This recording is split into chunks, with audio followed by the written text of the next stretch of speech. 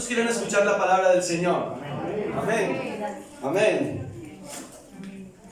Ninguna cosa creada, ninguna cosa creada. Vemos allí un barco en alta mar, sus velas ¿cómo están? Están rotas sus velas, hay una tempestad bien grande. Seguramente usted ya más o menos va sabiendo de qué vamos a hablar. Pero este título, mientras oraba al Señor y buscaba en su presencia cómo ponerle, fue lo que hizo ese impacto en mi corazón. Ninguna cosa creada. Hay cosas que se crean, hay cosas que se dañan, hay cosas que se malogran.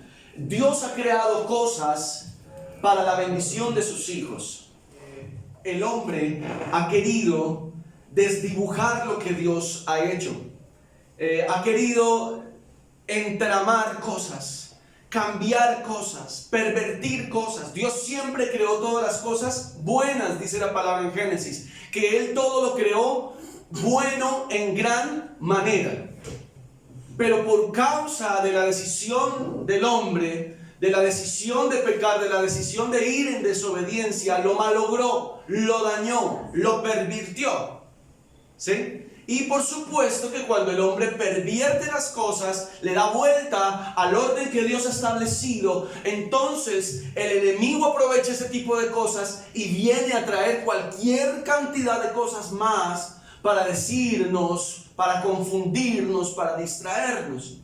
Si vamos a mirar durante toda la historia del hombre, historia de reyes, de emperadores, de generales, de presidentes, siempre ha habido algo en el corazón del hombre que ha querido quedarse con la gloria de Dios. No ha querido regresarle a Dios lo que le corresponde a Dios, porque el hombre por su naturaleza caída ha querido siempre vanagloriarse. Y al vanagloriarnos, al inflarnos diciendo esto lo hice yo, esta es mi empresa, esta es mi carrera, esta es mi profesión, esta es mi familia, estos son todos mis bienes, perdemos del radar el diseño perfecto de Dios. Sin embargo, Dios crea un plan de rescate, porque sabe que nos habíamos perdido. Y a través de la misma historia, Dios se encarga de mostrarnos ese rescate. Esta semana tuvimos un tiempo del Grupo Conexión el jueves en la noche muy interesante, porque estuvimos estudiando acerca de la Pascua, de la salida del pueblo de Israel de Egipto, y estábamos aprendiendo allí unas cosas muy interesantes. Dios sabía que el pueblo de Israel por su propia mano no podía salir, no podía combatir contra los egipcios. Los egipcios eran una civilización muy desarrollada, con mucha tecnología en su época, y los hijos de Israel no sabían, habían estado 430 años esclavizados. Su mente se había acomodado a ese tipo de conducta. Sin embargo, Dios les muestra que era a través de su mano y de su poder. Tanto para los egipcios como para su pueblo, Dios mostró sus maravillas. Amén. Pasa la historia. Viene Cristo a hacer esa obra redentora en la cruz del Calvario, de la cual usted y yo somos beneficiarios, porque estamos sentados esta mañana en este auditorio. Y damos gracias al Señor por ello. Pero cuando la historia sigue avanzando, vienen a desarrollarse muchas cosas. Viene toda la parte de las monarquías y de las civilizaciones y del desarrollo. Y llega un momento llamado la Ilustración, el Renacimiento, las revoluciones, las dictaduras. Y el hombre empieza a escalar para modernizarse. Y el hombre empieza en una carrera agitada por querer tecnificarse y aplicar cualquier cantidad de tecnologías. Sin embargo, Dios siempre ponía e iba metiendo allí, iba permitiendo que muchos de sus hijos tuvieran mucho que ver. Esta semana, por ejemplo, aprendí que Maxwell, un físico de la época, se encargara de usar y aplicara 5 leyes en la física para usar electricidad con magnetismo. Y aprendí que esa es la razón Las 5 leyes de Maxwell son la razón por la cual tenemos satélites. Por eso tenemos telefonía y muchas otras cosas. Me decía un amigo que es físico, me decía, es increíble ver cómo Dios, a través de la historia, ha dejado que hombres, Isaac Newton, Albert Einstein, Maxwell y cualquier otra cantidad, Pasteur, todos esos hombres conocían del Señor, eran cristianos y ayudaron a que la tecnología avanzara, que el mundo avanzara, porque Dios les daba gracia y les daba sabiduría para que se desarrollara de esa manera. Amén. Sin embargo, no podemos decir que la tecnología es mala. En estos días tuvimos, ¿cuántas horas fueron? Como 6, 7 horas sin redes sociales, ¿verdad? Instagram, Facebook, WhatsApp, que pertenecen a la misma casa, todo eso, y eso mandaron después cualquier cantidad de memes, un gato metido entre unos cables, a Mark Zuckerberg durmiendo sobre una hamaca. Bueno, eso hicieron cualquier cantidad de cosas. Pero ¿qué pasó en nuestra vida con 6 horas sin tecnología, sin redes sociales? ¿Cómo nos sentimos? ¿Cómo nos sentimos? Para algunos seguramente es la herramienta de su trabajo, porque es así, muchos usan las redes sociales para desarrollar su economía, pero otros seguramente por el hábito de estar pasando y pasando y pasando, algo faltaba, algo había allí, había un hueco, ¿cierto? Había un hueco allí. ¿Qué pasaría en nuestra sociedad hoy si se cayeran por lo menos esas 3 redes? Algunos decían, bueno, se inventarán otras. Pero algo pasó y algo se evidenció. Pasó una pandemia, no puede pasar algo más. También puede ocurrir. Pero ¿sabe algo? La escritura dice, y yo quiero compartir esta mañana con ustedes, Romanos capítulo 8, versículo 28 al 39. Sé que seguramente usted lo ha escuchado, pero yo quiero leerlo esta mañana para ustedes y ojalá usted tenga todo su corazón puesto esta mañana aquí para escuchar la palabra de Dios. Y sabemos que a los que aman a Dios todas las cosas les ayudan a bien. Esto es, a los que conforme a su propósito son llamados. Porque a los que antes conoció, también los predestinó para que fuesen hechos conforme a la imagen de su Hijo, para que Él sea el primogénito entre muchos hermanos. Y a los que predestinó, a estos también llamó, y a los que llamó también justificó, y a los que justificó, a estos también glorificó. Verso 31. ¿Qué pues diremos a esto? Si Dios es por nosotros, ¿quién contra nosotros? El que no escatimó ni a su propio Hijo, sino que lo entregó por todos nosotros, ¿cómo no nos dará también con Él todas las cosas? Verso 33, ¿quién acusará a los escogidos de Dios? Dios es el que justifica. ¿Quién es el que condenará? Cristo es el que murió, más aún el que también resucitó, el que además está a la diestra de Dios, el que también intercede por nosotros. ¿Quién nos separará del amor de Cristo? Tribulación, angustia, persecución, hambre, desnudez, peligro o espada. Como está escrito, por causa de ti somos muertos todo el tiempo, somos contados como ovejas de matadero. Verso 37, antes en todas estas cosas somos más que vencedores por medio de aquel que nos amó, por lo cual estoy seguro de que ni la muerte, ni la vida, ni ángeles, ni principados, ni potestades, ni lo presente, ni lo porvenir, ni lo alto, ni lo profundo, ni ninguna otra cosa creada nos podrá separar del amor de Dios que es en Cristo Jesús, Señor nuestro. Amén. Vamos a ir al versículo 28, porque aquí en el versículo 28 dice algo que me parece bien interesante. A veces repetimos sin entendimiento, pero la escritura dice, y sabemos que a los que, ahí hace una separación, ¿verdad? Ese a los que es una separación, hace una distinción. A los que ¿qué?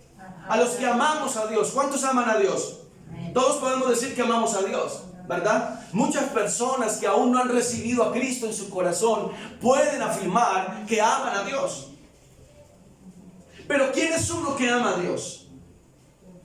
Dice la palabra del Señor que a los que aman a Dios, todas las cosas que ocurren, Dios las acomoda de tal forma que aun cuando duela a veces o al principio, al final eso resulta en bendición de sus hijos. Por una sola razón, ¿sabe por cuál? Porque Él es nuestro papá.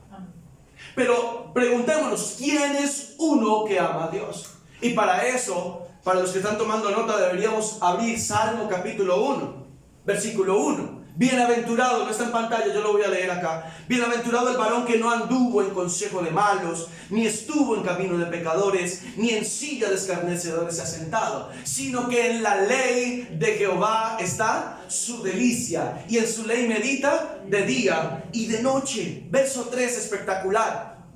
A veces nos aprendemos desde el 3 para adelante. Será como árbol plantado junto a corrientes de agua. Da su fruto en su tiempo, su hoja no cae, y todo lo que hace, prosperará. Todo lo que hace. Entonces, ¿quién es uno que ama a Dios? Debe haber una evidencia, ¿verdad? Porque fácilmente podemos decir con nuestros labios, yo amo a Dios. Pero déjame ver por tus frutos que tú amas a Dios. Es lo que el Señor nos dice a través de la palabra. Amén. Por eso podemos aplicar Romanos capítulo 8, verso 28 a nuestra vida. Que a los que amamos a Dios, todas las cosas nos ayudan para bien. Y entonces la pregunta es, ¿yo medito en la ley del Señor de día y de noche? ¿Yo ando chismeando?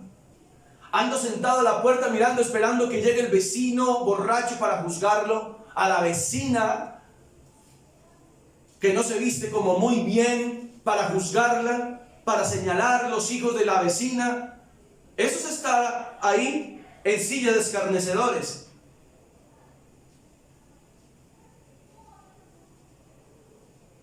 Más bien, uno que ama a Dios se deleita, porque dice el versículo 2, sino que en la ley del Señor está su delicia. Abrir la palabra del Señor es una delicia. Una delicia. ¿Qué plato le gusta a usted? Que usted dice, qué delicia. Esa sensación debe producirse en nuestro interior cuando abrimos las Escrituras. Qué delicia. Me deleito, Señor, esta palabra, ¿qué es lo que dice para mí? No entiendo algo. Si no lo entiendo, lo pregunto. Lo busco. Pero ahí está. Uno que ama a Dios busca y se deleita en la palabra. Y hay un resultado, hay una evidencia. Dice que es como un árbol plantado, un árbol que no está seco, un árbol que está frondoso, un árbol que es grueso, que es fuerte, que tiene ramas amplias, unas hojas bastante verdes, preciosas, porque es el resultado. ¿Saben? Un árbol así no solo se beneficia a sí mismo, sino que beneficia a cualquier cantidad, a todo un ecosistema, si lo queremos decir de esa forma. Hay todo un ecosistema beneficiándose de ese árbol. Pregunto, ¿se beneficia de nosotros alguna persona por causa de yo vivir en el Señor? ¿Se beneficia alguna persona del fruto de mi vida porque yo sé y yo experimento que amo al Señor con todo lo que soy? ¿O por el contrario se quieren alejar de mí? Quieren, ¡ay, no invite! No, mentiras. Eso no era verdad. Ese mensaje no era para usted. No le invite. Uy, no, qué pesada esa señora. Siempre está juzgando, siempre está señalando. Ay, no invite al tío que se pone pesado. ¿O será que sí? Uy, ¿cómo no lo vas a invitar? ¿Cómo no vas a traer a esa persona? ¿Sí ves la diferencia que hay?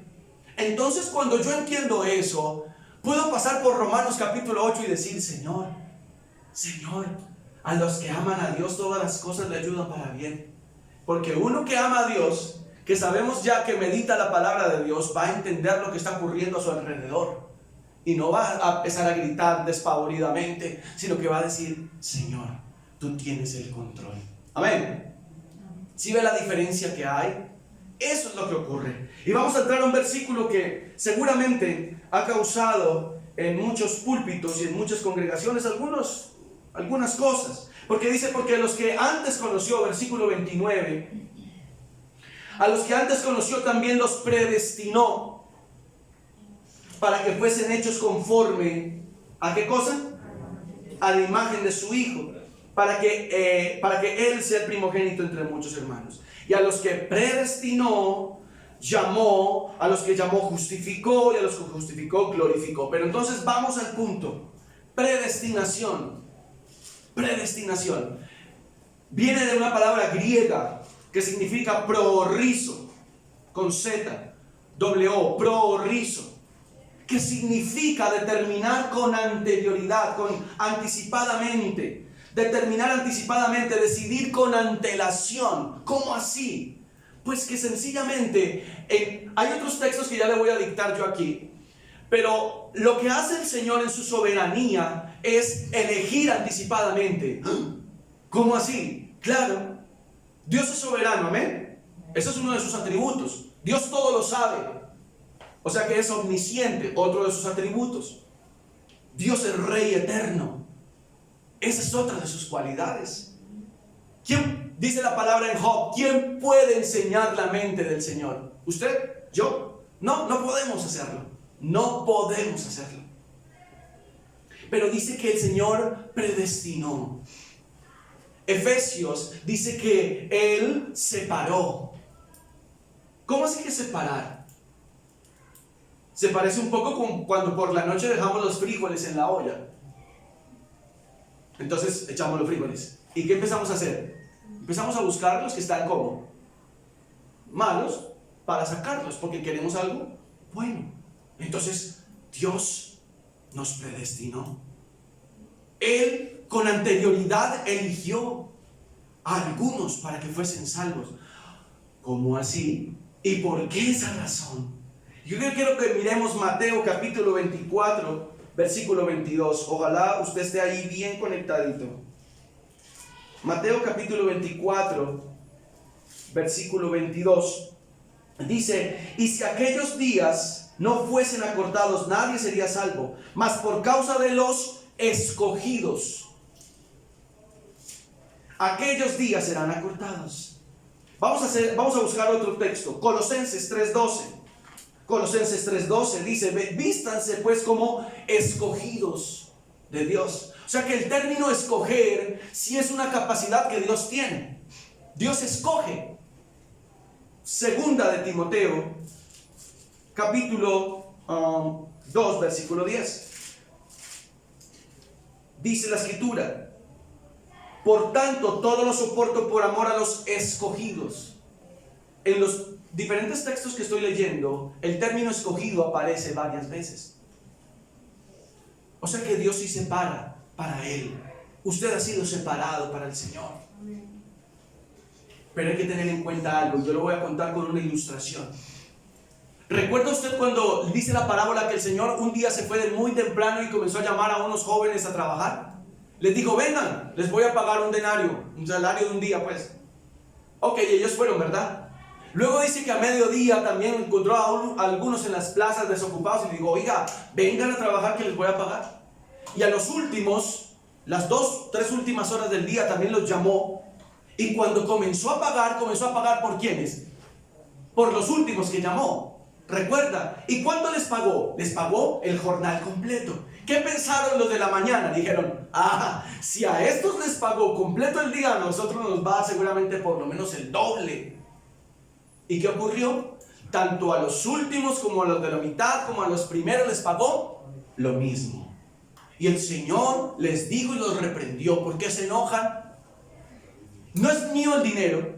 Sí. ¿Y no puedo hacer con mi dinero como yo quiero? Sí. ¿Sabe una cosa? ¿Sabe? Ahí entonces decimos: Dios es injusto.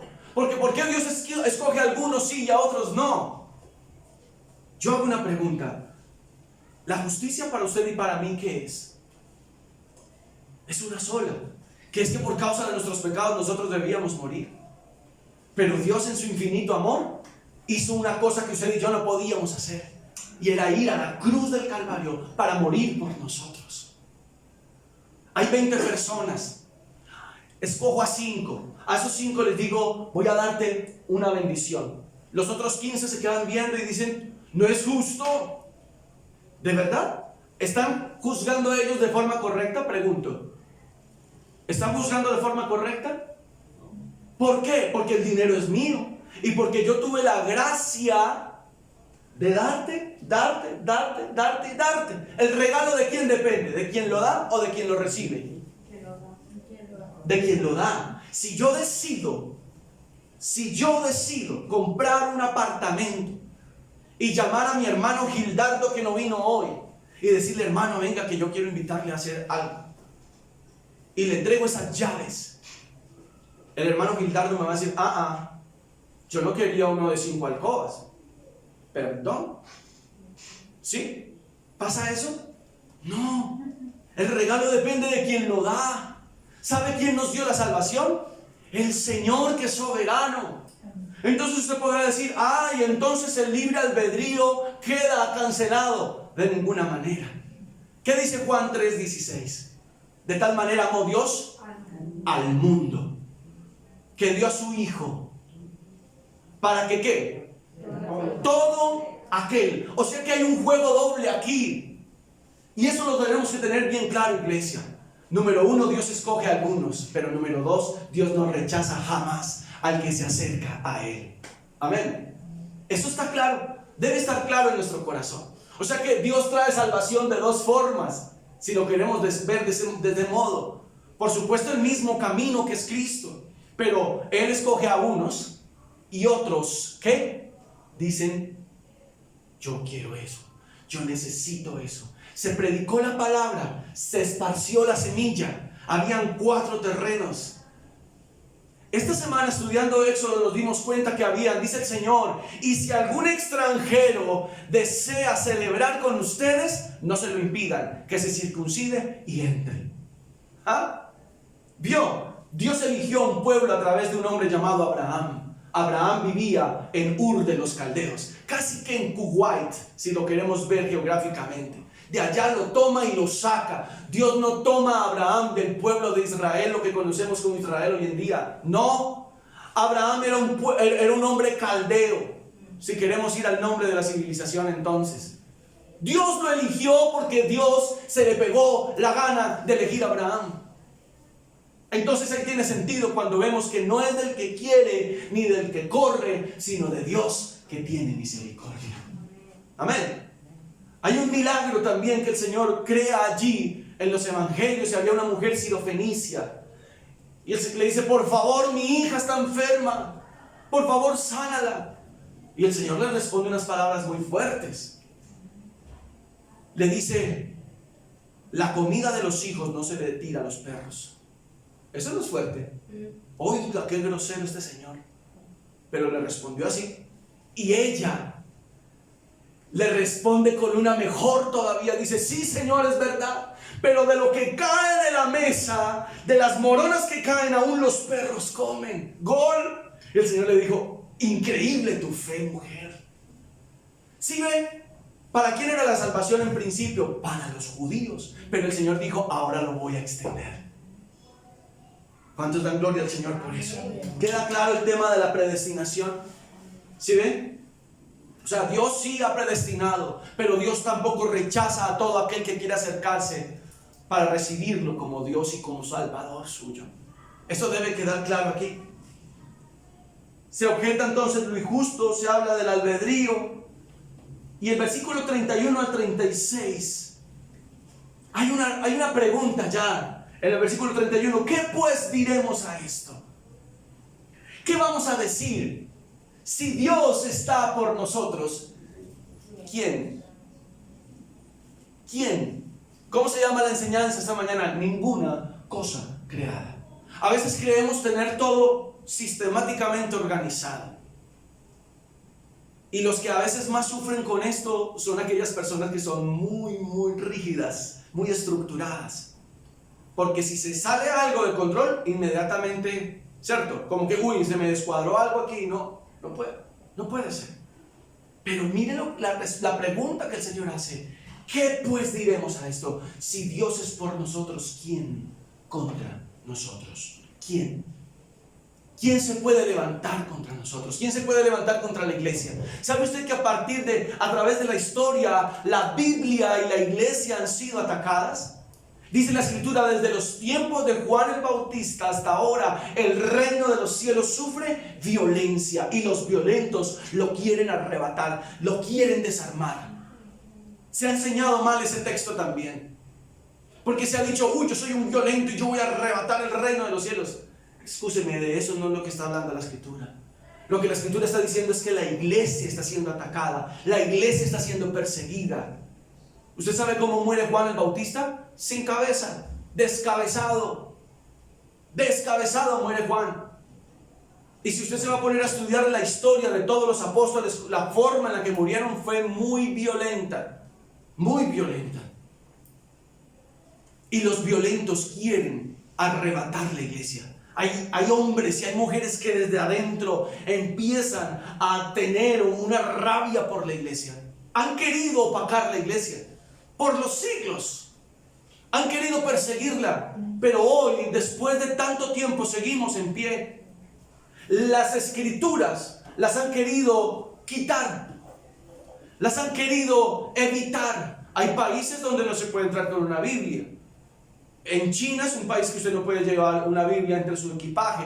Y si la lleva tiene que registrarla. Inmediatamente a usted le registran su hotel y empiezan a perseguirlo. En silencio, pero empiezan a perseguirlo. En Corea del Norte ni que se diga. En un país musulmán menos. Tanto que no usan la cruz roja, sino la media luna roja. Porque no aceptan la cruz por ningún motivo. Y así sucesivamente. Han querido abolir las escrituras. Han querido quitarlas. Han querido hacerlo. Estamos en un tiempo de política, en un tiempo de elecciones presidenciales, y hay un partido político cristiano, y entonces entrevistan a quien va a la cabeza de ese partido y le dicen, venga, y la Biblia y la política, eso sí se puede. La iglesia, eso se separó hace rato. Y el periodista de una de las cadenas periodísticas reconocidas en el país le pregunta y le dice, ¿no será que si usted llega a ganar nos volvemos como los talibanes? Donde usted nos imponga un poco de cosas y nos sesgue aquí. Le tienen miedo a la palabra de Dios. ¿Qué pues diremos a esto? Si Dios es por nosotros, ¿quién contra nosotros? ¿Quién contra nosotros? Y luego dice, aquí hay varios quiénes. Hay 4 quiénes. Quiero enumerarlos. ¿Quién contra nosotros? 1. ¿Quién nos acusará? 2. ¿Quién nos condenará? 3. ¿Y quién nos separará? 4. Hay 4 quiénes aquí en este texto. Hay 4 formas en las que el enemigo va a querer siempre desgarrar nuestro corazón de nuestra relación personal con Dios. ¿Quién? ¿Ha estado usted pasando por circunstancias difíciles? Seguramente sí. De pronto estamos en un momento algunos donde el mar está tranquilo, ¿cierto? Pero algunos, cuando el viento no sopla, algunos que saben de la lectura de los vientos y del mar, dicen, cuidado, todo eso está muy quieto. Está muy quieto, como cuando no se escuchan los hijos. Todo está muy silencioso, algo puede estar ocurriendo, ¿cierto? La palabra de Dios dice que no ignoremos las maquinaciones del diablo. Y no es para que vivamos en función de que por dónde va a salir. No, porque uno que ama a Dios vive confiado, vive tranquilo, vive en paz, aún en medio de las malas noticias. Dice la escritura, no tendrá temor de las malas noticias. Pero aquí hay 4 quiénes, lo repito. ¿Quién contra nosotros? ¿Quién nos acusará? ¿Quién nos condenará? ¿Quién nos separará? Y es la forma en la que el enemigo quiere venir a arrancar de su corazón y del mío la verdad, la confianza, la fe, la esperanza de que estamos anclados en Cristo, de que nuestra identidad está en Él. Si hay algo, ya lo habíamos dicho en algún momento, a través de lo cual el enemigo ataca, es a través de la identidad. Ya no soy. Dios no me ama, porque si Dios me amara no me ocurriría esto. Si Dios me amara no ocurriría aquello otro. Dios jamás me permitiría que ocurrieran estas y estas cosas. Y eso no es verdad. Eso no es verdad. Usted no puede ser una mujer o un hombre atemorizado.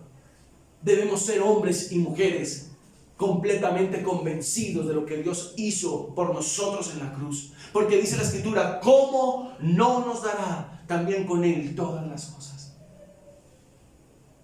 Sus hijos. Usted teme por sus hijos. Usted teme por su esposo, por su esposa. Dios tiene el control. Dios tiene el control. La Biblia no me dice que el papá del hijo pródigo se fue a buscarlo. La Biblia me dice que el hijo pródigo regresó. Y aun cuando estaba el papá con el otro hijo también estaba distanciado de él. Pero nunca nada ni nadie se atrevió a meterse en ese cuadro que Dios pintó acerca del hijo pródigo. Nada. ¿Sabe por qué? Porque el papá le había enseñado a su hijo bien. Y aun cuando actuó mal, tuvo la sensatez un momento y volvió en sí y regresó a su casa. Así que si su carga son sus hijos, suéltelos en el Señor, pero suéltelos de verdad. Si su carga es la economía, suéltela en el Señor, pero suéltela de verdad. No la suelte como con una cadena de 4 metros y usted ahí tirándola. No, suéltela en el Señor de verdad. Esos 4 quienes nos dicen a nosotros que el enemigo anda alrededor como un león rugiente buscando a quien devorar. Eso me dice la Escritura, ¿verdad? Pero yo estoy escondido en Dios. Usted está escondida en Dios. Amén. Y eso es lo que nos afirma como hijos. Se cayeron las redes, la pandemia, otra dosis, otra vacuna. Se inventaron una cosa, nos entró a gobernar uno o nos entró a gobernar el otro. La iglesia necesita conocer los tiempos y clamar delante del Señor. La iglesia no puede ser. Es ofensivo cuando muchas personas dicen, es que los cristianos son ignorantes. ¿Perdón? Y esta semana hubo un debate en uno de los grupos en el colegio con eso. Alguien salió con esa frase, es que ustedes, porque no es cristiano el personaje que dijo esto. Ustedes los cristianos son unos ignorantes. Y entonces se le dio la atención debida a su frase. Yo les pregunto, ¿ustedes son unos ignorantes? Yo no creo de ninguna manera eso. Yo creo que ustedes son hombres y mujeres que se han preparado, se siguen preparando.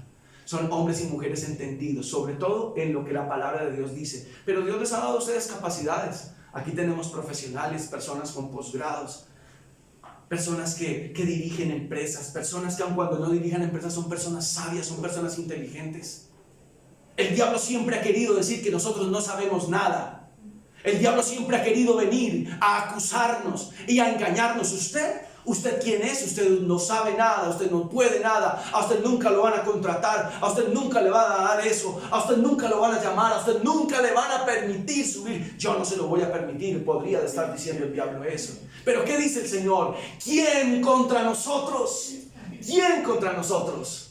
Yo creo que la iglesia se levanta y en estos últimos tiempos viene un avivamiento para la iglesia, donde la iglesia necesita estar lista para poder recibir profesionales en sus congregaciones.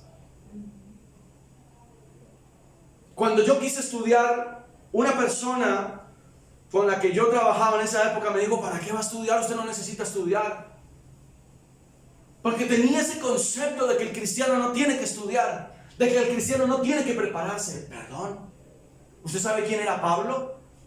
En su contexto, Pablo era un erudito en su contexto. Yo aquí a la introducción de este mensaje le nombré algunos personajes que en la historia han sido eminencias. Eminencias.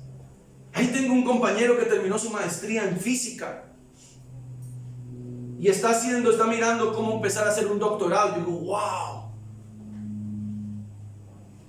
es increíble cómo la iglesia sí se levanta y Dios sí tiene hombres y mujeres preparados. Desde el lugar donde Dios le ha puesto a usted, sea un profesional. Desde el lugar donde Dios le ha tocado a usted y le ha puesto a usted, sea un profesional. Sea exigente con usted mismo. Sea ético. Sea moralmente correcto. Muévase en el temor de Dios. Hágalo bien y Dios le va a llevar. Dios lo va a catapultar. porque es la bendición de Dios.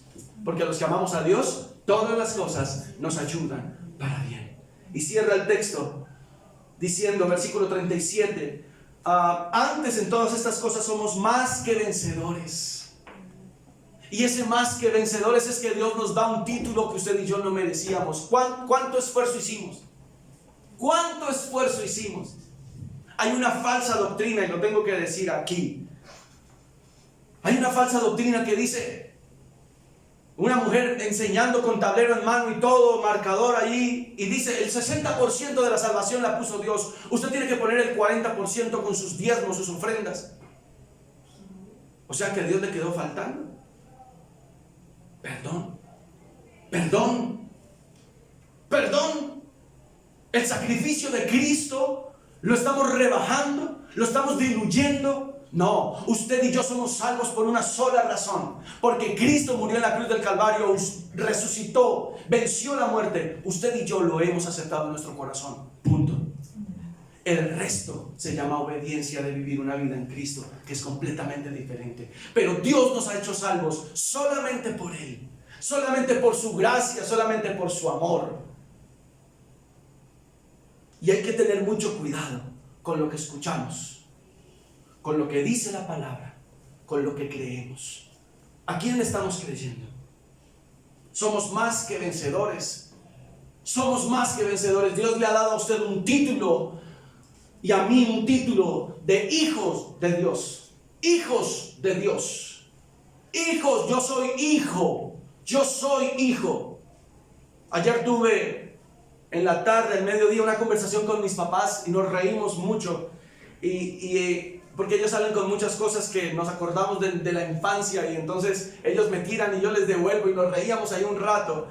Y se siente tan delicioso saber que estoy hablando con mi papá y con mi mamá, y que aun cuando hay una distancia y a veces no hablamos seguido, pero yo sé que están allí y ellos saben que yo estoy de este lado, y que hay una relación y que hay un vínculo. Usted es hijo. Amén. Usted es hija de Dios, y eso nada lo quita. Dice versículo 38, por lo cual estoy seguro. Y comienza aquí Pablo a hacer una lista de cosas horribles, feas, que desgarran el corazón. Muerte, vida, ángeles, principados, potestades, presente, lo porvenir, lo alto, lo profundo. Y luego dice, ninguna otra cosa creada nos podrá separar del amor de Dios, que es en Cristo Jesús. ¿Saben? Poder entender todo esto me hace un hijo seguro.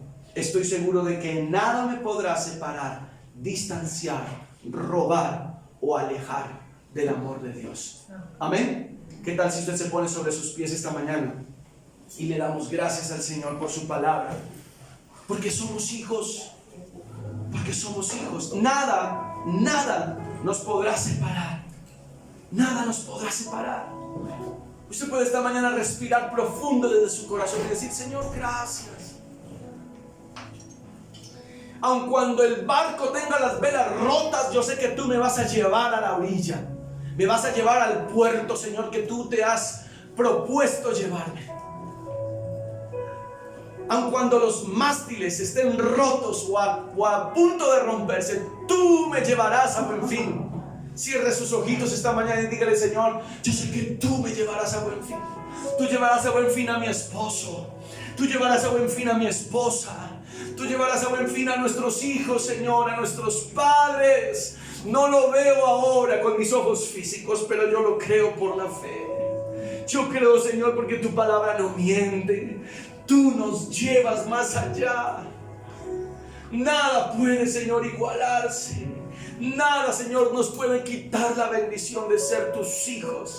Tú nos has escogido, nos has separado como hijos tuyos, nos has aceptado, Señor, en el amado. Y queremos levantarnos esta mañana de este lugar, creyendo en nuestra vida, que eso llegue a nuestra médula, Señor. Soy tu hijo. Soy tu hijo que está en proceso. Soy tu hija que está en proceso, que está siendo transformado, que está siendo movido a madurez, que está siendo movido a un mayor nivel, a entendimiento de tu palabra, profundidad en tu palabra. Ya no me voy a transar con lo que el diablo quiera poner en mi mente. Ya no me voy a transar con los dardos que el enemigo me quiera lanzar, porque yo sé que tú tienes cuidado de mí. Si hay días difíciles, si hay días, Señor, donde digo, pero Señor, ¿qué pasa? Y tú sabes nuestro corazón, y tú conoces nuestra vida. Hay días en los que decimos, pero Señor, ¿por qué? Y tú nos respondes, eso no es por qué, eso es para que mi gloria se vea, para que tú reflejes mi gloria, porque te quiero como un hijo santo, como una hija santa, que brilles. ¿Y cómo vas a entender a los que pasan por esas circunstancias si no las has pasado?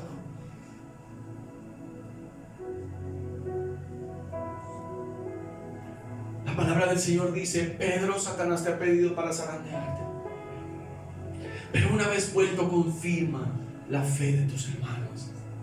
Yo no sé si estás siendo zarandeado en este momento, o acabaste de terminar el zarandeo, o vas a entrar en un zarandeo. Pero si te digo algo esta mañana de la palabra de Dios, ninguna cosa creada te va a separar del amor de Dios. Tú eres un hijo, tú eres una hija de Dios. Tú fuiste llamado con propósito. Tú fuiste llamado, tú fuiste separado por el Señor. Ahora no solamente quiero que vivas en victoria, sino que lleves esa victoria a otras personas que no me conocen, porque también quiero ser propicio a esas vidas. Que otros sepan a través tuyo, a través del fruto de ese árbol plantado junto a corrientes de agua, que da fruto en su tiempo, que su hoja no cae, que todo lo que hace prospera. A través de eso quiero que evidencien otros que yo estoy en ti. Eso es lo que el Señor dice esta mañana. Allí está, allí está. Padre, en el nombre de Jesús, yo bendigo la vida de mis hermanos. Yo pongo delante de ti su corazón, pongo delante de ti su vida, su familia, su casa, su labor diaria, el propósito que hay en su corazón. Señor, ayúdalos, bendícelos, abre camino, dale sabiduría, dale entendimiento. Habla, Señor, allí donde ellos te han pedido una respuesta, por favor. Dales una luz verde para que puedan avanzar, o una luz roja para que se detengan, y ellos puedan ver, Señor, que tú hablas a través de su palabra, de tu palabra, que tú hablas, que tú les diriges. Que mis hermanos reciban esta mañana y durante toda esta semana esa bendición preciosa tuya, Señor, esa llenura tuya, Espíritu Santo, esa llenura tuya, Cristo Jesús. Te damos muchas gracias. Salimos de este lugar llenos de ti, Señor, en Cristo Jesús. Amén y amén. Un abrazo, hermano. Jesús,